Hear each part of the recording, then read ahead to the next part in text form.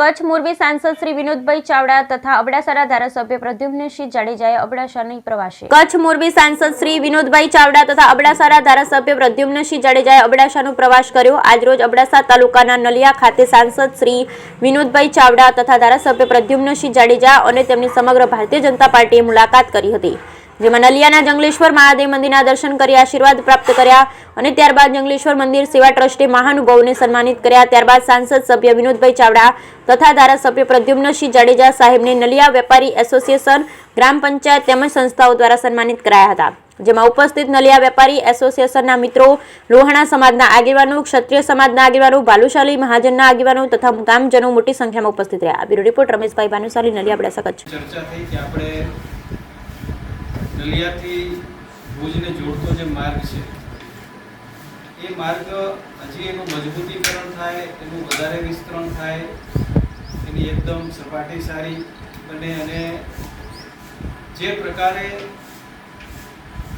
એક સરસ મજાનો રસ્તો આપણને મળે અને એના માટે 84 કરોડ રૂપિયા જે મંજૂર થયા એનું આજે આપણે સણોસરા જ્યારે કાર્યક્રમ હતો ત્યારે મેં એમને કીધું બધાને કે મુખ્ય 4-5 બાબતો એવી છે કે જેની ચર્ચા કરવા છે। એક તો આપણને તાત્કાલિક વર્ષોની માંગણી હતી કે એક સરકારી કોલેજ પ્રાપ્ત થાય, તો આપણને આર્ટ્સ અને કોમર્સની સરકારી કોલેજ પ્રાપ્ત થઈ।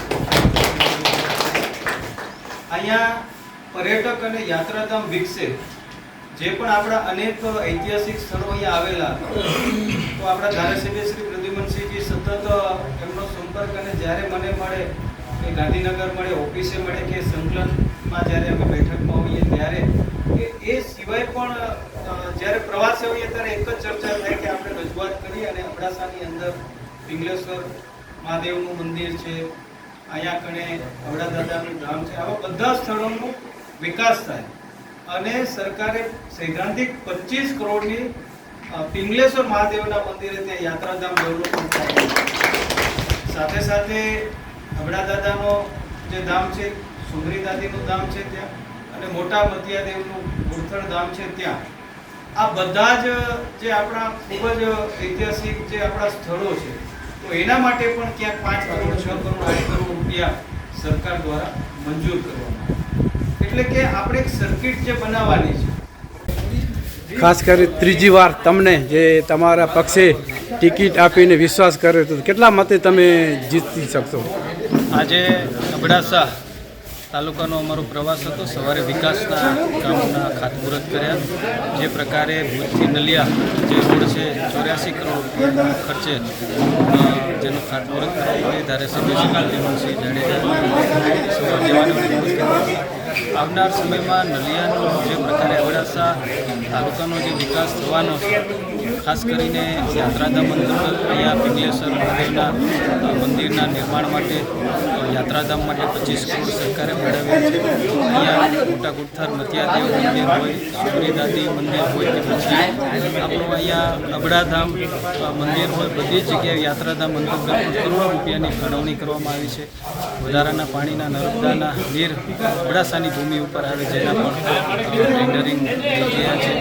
રોડની વાત કરી તો સાગરમાલા અને નેશનલ હાઈવે અને સ્ટેટ હાઈવે જિલ્લા પંચાયતના અનેક રોડોના જોબ નંબર આપવામાં આવ્યા છે, જેની મેં હમણાં અહીંયા તમારી સામે વાત કરી। અને એ સિવાય આજે મારા અનેક જે મંદિરો યાત્રાધામો આવેલા છે એના પ્રવાસે અને પૂજ્ય સંતો મંતોના દર્શનાર્થે જવાનું થયું।